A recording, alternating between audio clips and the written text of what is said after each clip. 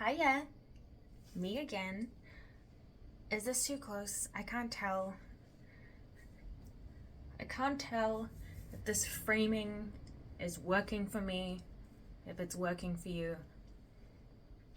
I don't know. But at least you can kind of...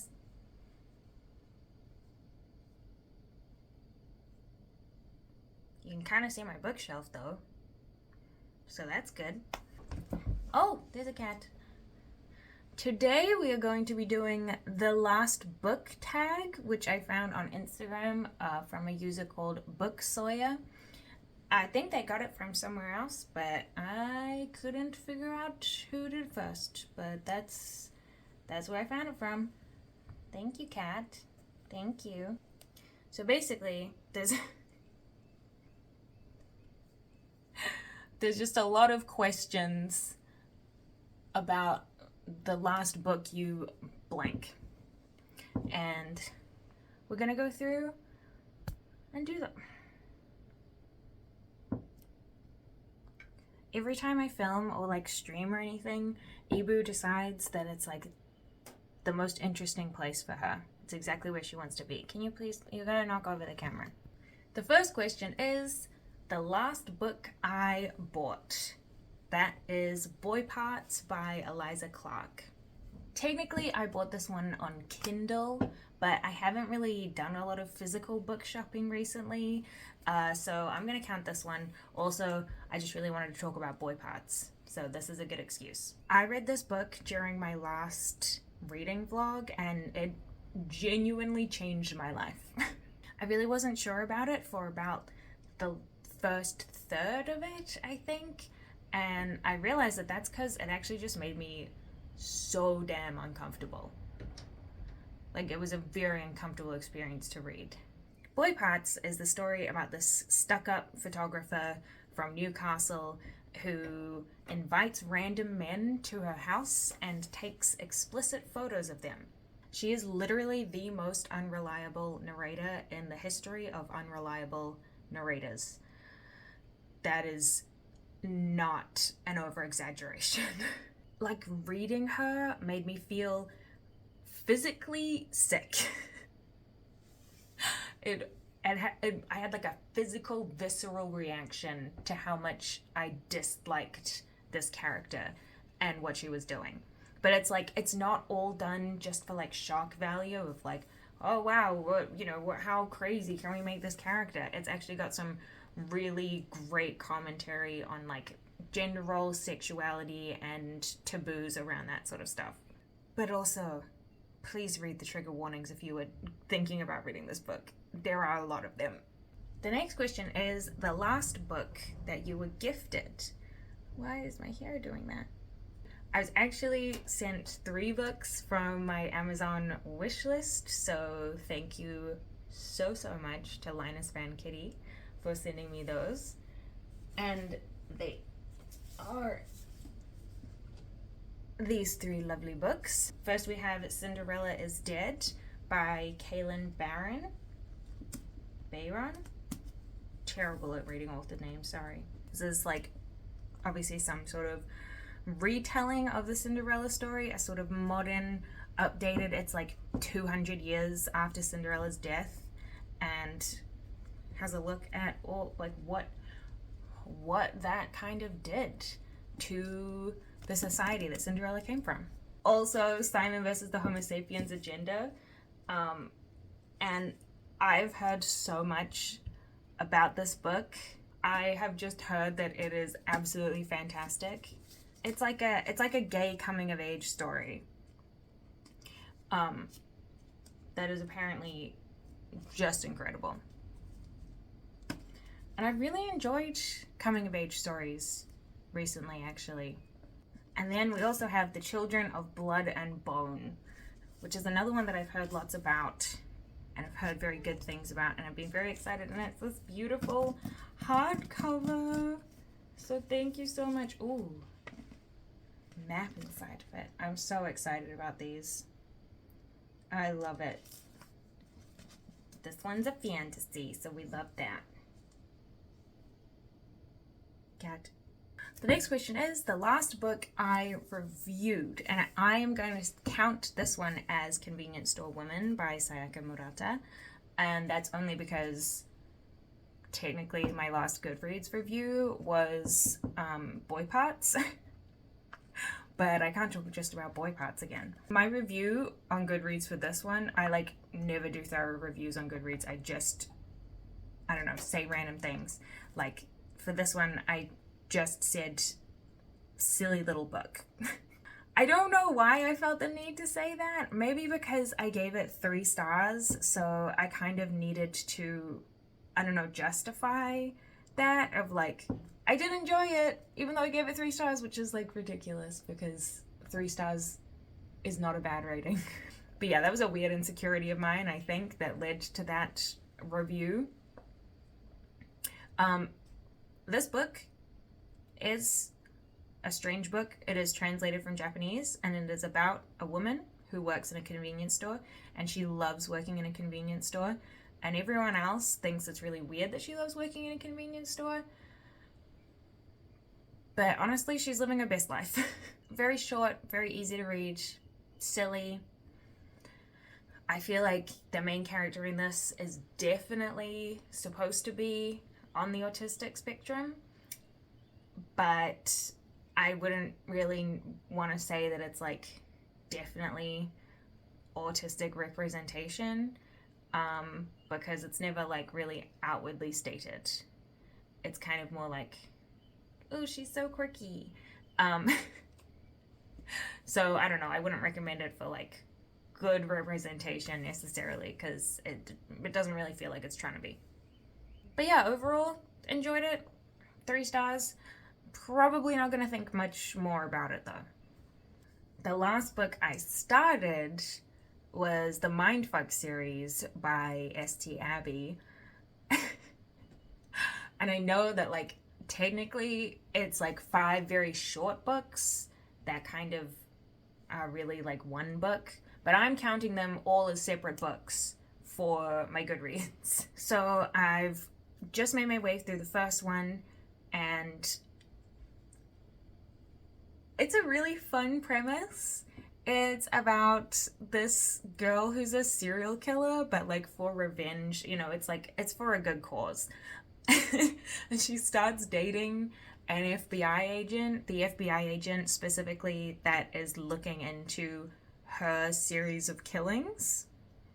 So it's quite a thrilling romance. I feel like I'm a little bit on the edge of my seat because I'm like, oh my god, what's gonna happen? Is he gonna find out? Is he still gonna love her? I love revenge stories so much. Is that what you think? Also, the main characters are called Lana and Logan, so I had to love it for that. Is it a little bit cheesy? Yes, absolutely.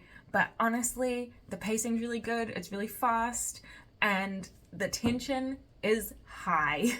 It has kept my attention, and I'm really excited to finish it. Oh, hello.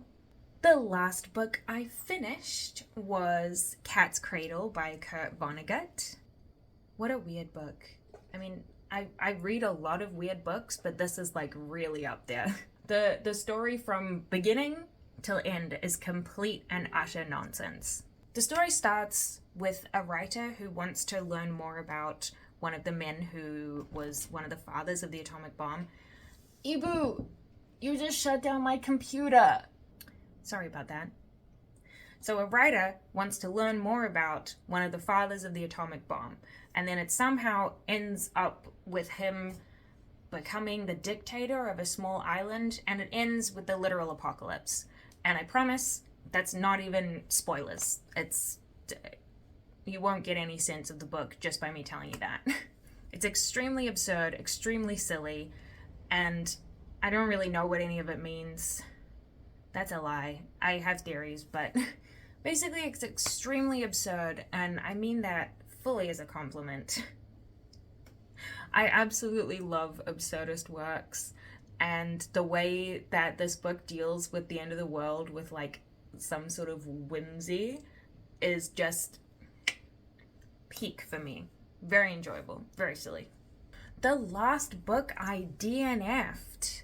I have only DNF'd like 2 books in my adult life, and I really need to get better at that. I really need to know when to quit and when to give up. One of them is Axiom's End by Lindsay Ellis. And Lindsay Ellis is a YouTuber or she was a YouTuber that I really, really enjoyed. And this was like a sci-fi and I wasn't too sure about it. But I was like, yeah, I like Lindsay Ellis, so I'll read her book. It could be fun. I decided to download it on Audible because I was like going on a trip and going on a plane. And I couldn't listen to like more than an hour of it. The voice acting? Is that even what you call them? The narrator of the book was so bad that I think I refunded it. I was like, I physically cannot listen to this anymore. I have no idea what the story was about. Aliens, I guess. But I couldn't stomach it. The voice acting was atrocious. It was like everything that she said sounded really sarcastic, but also the main character was really sarcastic, so I literally could not tell what was actual information and what was sarcasm, because everything sounded sarcastic. And it just made it really hard to listen to. Anyways, that's the last book I DNF'd. Now I check all of the samples on Audible before purchasing a book. The last book I gave 5 stars. That would be The Handmaid's Tale by Margaret Atwood. This is another classic that has been on my TBR for way too long. I haven't seen the series adaptation of it because I wanted to read the book first. I think my sister read it for like high school or something, and I thought it sounded intriguing, but I just never got around to it, and then thought, it's time. Hey, why not? And I really should have started it sooner. Honestly, I regret not starting it sooner. It was fantastic. If you didn't already know, this book takes place in a post-war dystopia where basically women's rights have been completely stripped away, and everyone has to adhere to very strict class and gender roles. With no mobility. And that includes women just having to be bred like cattle. It's very unpleasant. I absolutely love dystopian novels though, and this one is particularly upsetting. I find dystopias like very creepy, and I love hearing like about the lore of the world and like how a dystopian world would work and what it would look like. It's like especially upsetting because the story takes place just as this new world is kind of being born. So the handmaid that we follow, she can remember like what it was like beforehand. She has only kind of lost her free will in like the last, I don't know, maybe decade. Like she was an adult when it happened, so it's very upsetting. Honestly, this book goes straight to the top of my must-read classics list. Maybe not the very top, but like top 5. And the last question is the last book that I didn't love. That is going to be The American Roommate Experiment by Elena Armas. I told you about this book in my last reading vlog, and I do believe this is the book that put me into a reading slump.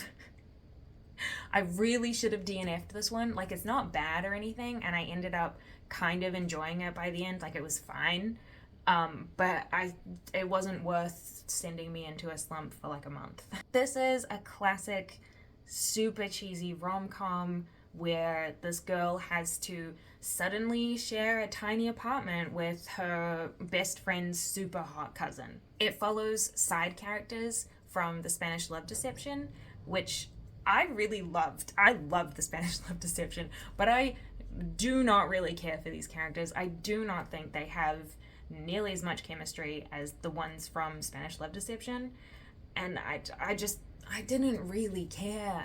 These two are just so much more awkward with each other and just so bad with communication for absolutely no reason.